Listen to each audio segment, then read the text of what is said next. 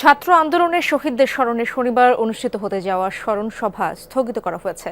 স্বাস্থ্য মন্ত্রণালয় শহীদদের তালিকা চূড়ান্ত করতে না পারার কারণেই এই সিদ্ধান্ত বলে জানিয়েছেন তথ্য উপদেষ্টা নাহিদ ইসলাম।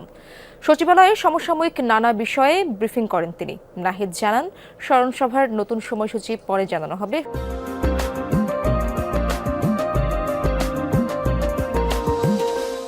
সভায় 5 কোটি বা তার কম টাকা খরচ হবে জানিয়ে তথ্য উপদেষ্টা বলেন, অর্থ ব্যয় হবে শহীদ পরিবারের সদস্যদের ঢাকায় এনে এক রাত রাখা ও তাদের আপ্যায়নের জন্য।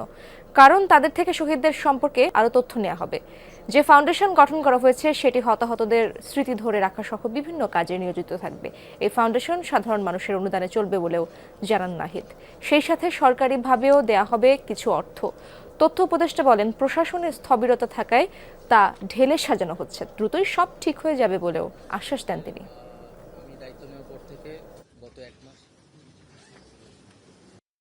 আগামী 100 দিনের আমাদের সবগুলা মন্ত্রণালয়ে বলা হয়েছে আগামী 100 দিনের একটা প্রস্তাবনা তৈরি করে সেটা আমাদের ক্যাবিনেটে জমা দিতে। তো সেটাও আমরা তৈরি করেছি, সে বিষয়ে আমরা বলবো। তথ্য সম্প্রচার মন্ত্রণালয়ের অধীনে যে দপ্তর এবং সংস্থার বিভিন্ন কমিটি সমূহ রয়েছিল সেগুলোকে বাতিল করা হয়েছে এবং বাতিল করতে কমিটি পরিচালনার জন্য নতুন করে কমিটি পুনর্গঠন করা হয়েছে।